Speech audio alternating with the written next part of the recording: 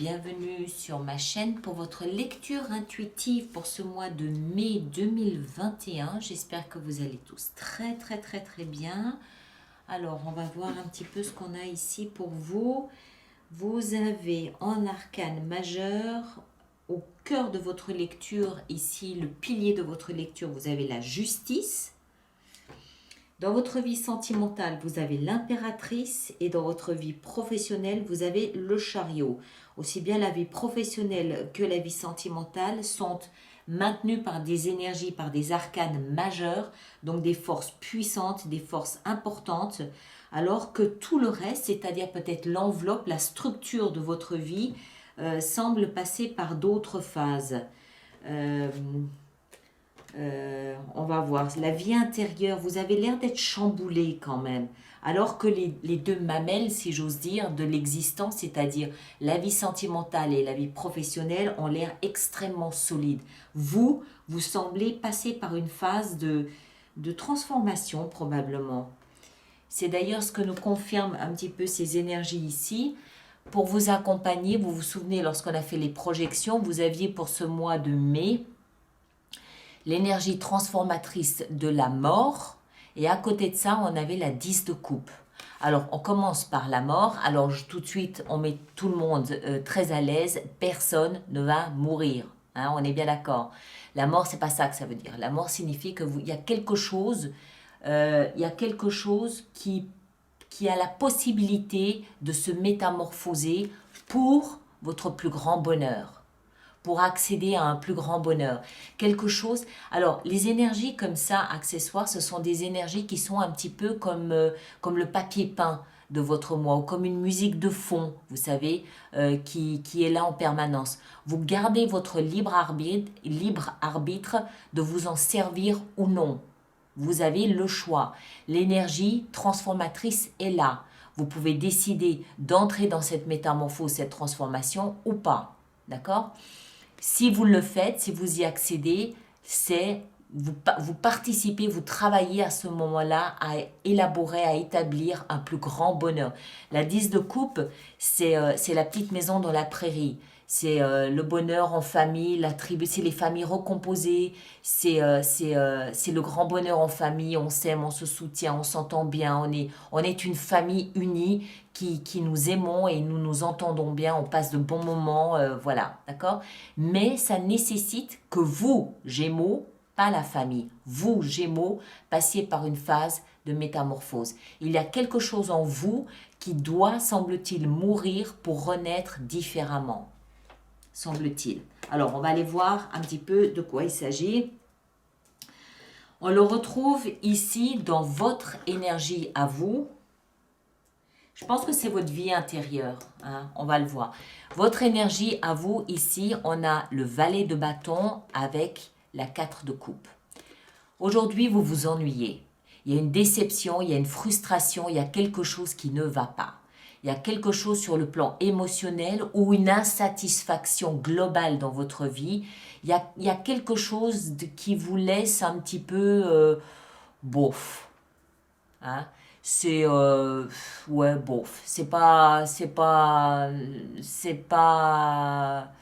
le nirvana. Ça peut être dans votre vie professionnelle où il y a une insatisfaction émotionnelle, ça peut être dans votre vie familiale ou peu importe. Il y a quelque chose de frustrant dans votre existence. Ce que vous aimeriez, vous, c'est démarrer quelque chose de nouveau. C'est commencer quelque chose de nouveau, vous amuser. Le valet de bâton, c'est l'enfant intérieur qui s'amuse. C'était quand la dernière fois que vous avez éclaté de rire? Il date de quand votre dernier fou rire? Ça date de quand l'époque où vous vous amusiez comme un enfant? Ça date de quand? Là, vous avez l'air de vous ennuyer. Vous avez l'air d'attendre quelque chose d'exceptionnel, attendre une nouvelle proposition, attendre quelque chose de plus drôle, de plus amusant, de plus quelque chose de plus jovial, de plus intéressant. D'accord? Ça, c'est dans votre énergie à vous. Alors, ce que vous aimeriez, c'est peut-être retrouver une certaine indépendance ou une certaine autonomie. C'est possible aussi. Alors, vous placez tout ça dans la crise sanitaire et économique que nous traversons tous, Hein, c'est peut-être l'explication, je ne sais pas. Mais ici, dans la position de ce que vous désirez le plus, on retrouve la volonté peut-être de retrouver sa liberté, de retrouver peut-être son célibat, de retrouver, une capacité à l'indépendance, une capacité à l'autonomie. La 9 de denier nous invite aussi à prendre conscience que tout ce que vous possédez, vous ne le devez qu'à vous seul, mais c'est en même temps aussi un petit peu la cage dorée. Vous êtes dans une cage dorée et en même temps vous aimeriez en sortir pour vivre autre chose. C'est un peu une jolie prison, mais vous n'êtes pas très bien là-dedans. Il y a quelque chose qui ne va pas dans votre existence, quelque chose qui est insatisfaisant pour vous et vous aimeriez, ou alors vous aimeriez peut-être retrouver la capacité à gagner de l'argent comme vous le faisiez précédemment. C'est possible aussi. Peut-être que précédemment, vous étiez quelqu'un de très autonome sur le plan financier, par exemple. Vous aviez vos revenus, vous aviez votre activité, et que là, vous êtes peut-être soumis à quelque chose ou quelqu'un. Pourtant, ça n'a pas l'air d'être le cas dans votre vie professionnelle, mais je sais, il y a quelque chose qui ne va pas. Voilà, sans être capable de mettre le doigt dessus, il y a quelque chose qui ne va pas, qui vous laisse ce goût de cet arrière-goût un peu amer de je m'ennuie, je m'ennuie. On continue. Ce que vous aimeriez, enfin pas ce que vous aimeriez, pardon, ce qui va vous aider ici, c'est de rétablir la justice. Rééquilibrer les plateaux de la balance ou prendre une décision de justice. Une décision tranchante. Une décision, vous prenez une décision. Vous décidez de quelque chose d'important.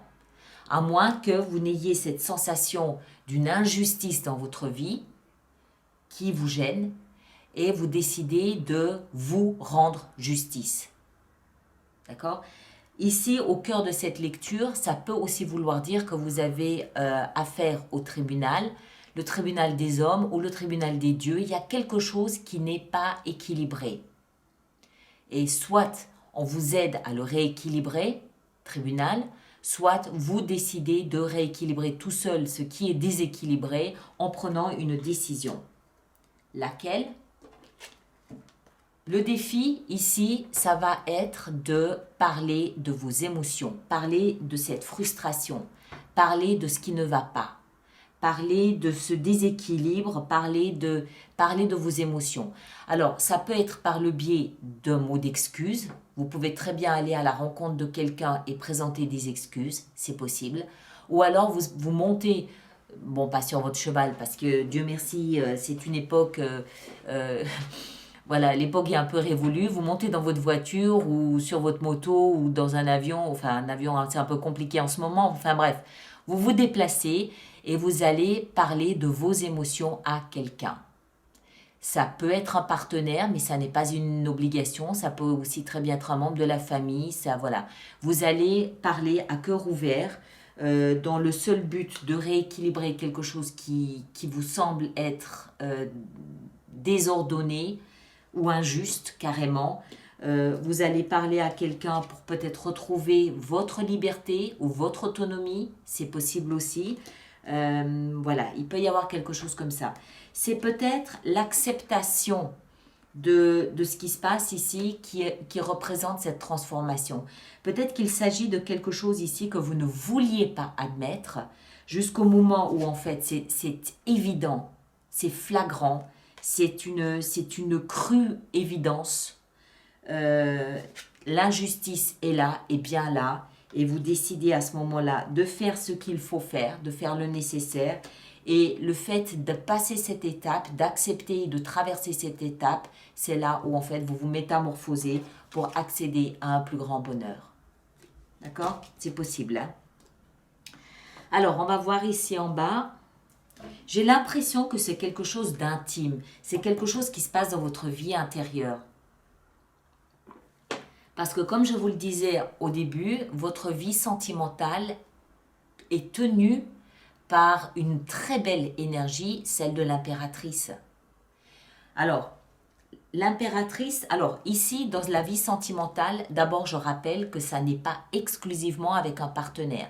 Ça peut très bien être un membre de la famille, des amis, vos enfants, d'accord, ça peut toucher, on a des émotions pour tout un paquet de gens. C'est à vous de savoir à comment ça correspond à ce que vous vivez ou pas. L'impératrice, elle représente l'amour. Elle a le signe de Vénus ici avec elle. Elle est le symbole, elle est gouvernée par Vénus. Elle est le symbole de l'amour. L'amour, l'abondance en amour, la fertilité aussi, elle est rattachée à la terre, elle est rattachée à, c'est Gaïa, c'est la terre-mère, elle est rattachée à l'abondance de la nature, les fruits, les légumes, les animaux également, la beauté, les arts, la musique, la créativité, la peinture, tout ça, tout ce qui est art, tout ce qui est représenté par, tout ce qui est beauté. L'impératrice, elle n'a rien à prouver à qui que ce soit. Elle se nourrit elle se nourrit d'elle-même. Elle se nourrit de l'abondance d'amour, cette profusion d'amour qu'elle offre et qui, le fait d'offrir son amour, la nourrit en retour. D'accord? Donc c'est une très très belle énergie à avoir dans votre vie sentimentale. Elle peut également nous parler de la lignée maternelle de votre famille. Ça peut être un rapport ici particulier ou un lien particulier ce mois-ci avec votre propre mère ou avec votre grand-mère. De la même façon que si vous êtes une femme, ça peut vous mettre, vous, le rôle de maman, votre rôle de maman, en exergue ce mois-ci. Pour tous ceux qui espèrent un enfant dans leur foyer, ça peut être le bon moment. D'accord ? Ceux qui sont seuls, qui ont envie d'être seuls, qui n'ont pas de partenaire et qui sont très bien comme ça nous parle simplement d'abondance, de bien-être, d'abondance dans la nature ou avec des animaux ou tout simplement on se nourrit soi-même de l'amour qu'on a, l'amour universel. C'est quelque chose de très doux, de très fort, de très puissant. Vie professionnelle, idem, vous êtes soutenu par une énergie très forte, très prometteuse dans la vie professionnelle qu'est le chariot. Alors, le chariot, lui, il nous parle... Alors, si ici, l'impératrice nous parle du signe du taureau, le chariot, lui, nous parle du signe du cancer. Donc, il peut y avoir une personne du signe du cancer qui a un impact dans votre vie ce mois-ci, c'est possible. Ça peut également nous parler du mois de juillet, le mois de juillet passé ou le mois de juillet à venir qui peuvent être déterminants pour vous. Le chariot, il parle surtout de rapidité. Le chariot, c'est un véhicule, le véhicule qui nous permet de nous déplacer dans notre vie. C'est la maîtrise surtout du sphinx blanc et du sphinx noir, c'est-à-dire nos contraires, nos opposés, nos peurs, nos envies, nos désirs, nos doutes. Vous comprenez, quand on veut avancer dans une direction dans sa vie, on cible une direction. Si on a des doutes, on y oppose une volonté. Ou si on a une volonté, quelquefois on a un doute. On manque de confiance, on manque de conviction, on manque de... Voilà, c'est la lumière et l'obscurité. Qu'il s'agit en fait d'équilibrer, d'harmoniser pour que le chariot puisse à nouveau se remettre en route. Donc, parce que si ces deux sphinx ne sont pas en harmonie, le chariot, il va faire du surplace. Donc, ça veut dire qu'à l'intérieur de vous, vous devez être en accord, vous devez être en osmose avec la direction que vous avez choisi de prendre dans votre vie professionnelle ou financière pour pouvoir avancer. Si vous vous sentez bloqué, allez voir à l'intérieur de vous, peut-être que le blocage, il vient d'un doute, d'une peur, d'un manque de confiance ou d'un manque de clarté dans la direction que vous voulez prendre. Et auquel cas vous pouvez y remédier pour que votre chariot se remette en route. Si vos énergies intérieures sont bien équilibrées, bien harmonisées, le chariot, c'est la promesse que les choses vont avancer vite. Il y a une notion de triomphe avec ça et surtout, c'est là aussi la notion que vous maîtrisez votre véhicule de vie professionnelle. Vous savez où vous voulez aller, vous savez quand vous voulez accélérer, quand vous voulez stopper. D'accord ? Donc, a priori, de bonnes énergies saines, vraies, dans votre vie sentimentale et professionnelle. Alors, d'où vient ce problème? Je pense qu'il vient de l'intérieur. Vie spirituelle, vie intérieure, toutes les questions existentielles qu'on se pose, c'est le rapport à soi, c'est le rapport à son âme, c'est la petite voix intérieure, c'est la sagesse, c'est sa conscience, c'est tout ça, c'est tout ce qu'il y a à l'intérieur de soi.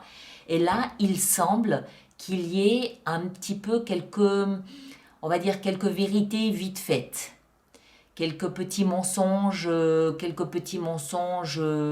bien ficelés, bien arrangeants, on va le dire comme ça. On va dire ça, on va dire des petites croyances bien arrangeantes. Je ne suis pas certaine que vous soyez honnête avec vous-même. Ça, c'est une énergie qui nous explique que, en fait, vous rasez peut-être les murs intérieurs, hein, ce qui veut dire que vous évitez de voir la vérité en face, tout simplement. Vous évitez de voir la vérité en face, vous vous racontez un petit peu des histoires. Je suis étonnée qu'il n'y ait pas le magicien, d'ailleurs. Vous mentez tout doucement, tout gentiment sur un sujet ou sur un autre. Peut-être que ce que vous avez peut-être du mal à concevoir, c'est que vous puissiez ne pas être totalement heureux. Peu importe le domaine, hein, encore une fois. Ou alors qu'il y a peut-être un problème avec votre conception de la liberté, de l'autonomie, du célibat, peut-être même aussi. Il y a peut-être ici quelque chose où vous n'êtes pas très clair quant à ce qui est juste ou pas juste. Enfin, il y a peut-être 2-3 petites vérités à revoir. Parce que là, ça nous explique que vous vous accommodez de la vérité ou du mensonge, hein, que ce soit d'un côté ou de l'autre. Donc, il y a peut-être des choses peut-être à revoir là au milieu. Et en fin de mois, on a quelque chose de à nouveau stable. La 4 de bâton qui nous explique que... Alors, 4 de bâton, c'est la stabilité. Hein. C'est la stabilité, c'est le foyer, c'est aussi célébrer le parcours cheminé ou le chemin parcouru. C'est célébrer quelque chose. C'est se rendre compte qu'il y avait des choses qui n'allaient pas. On a redressé la barre, hein, avec la justice, on a redressé la barre. Et en fin de mois, on se permet de célébrer ce qu'on a fait. On se permet de célébrer d'avoir pu parler. On se permet de célébrer la décision qu'on a prise. On se félicite, on s'autocongratule du chemin parcouru ou de la décision prise, avec en plus une notion de stabilité. On est désormais dans quelque chose de plus stable. D'accord ? Vraisemblablement, un petit bonheur retrouvé. Il y a quelque chose ce mois-ci qui doit se transformer.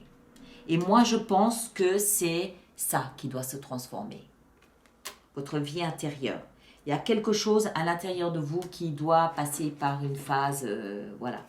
Alors, on va essayer d'apporter quelques éclaircissements à tout ça.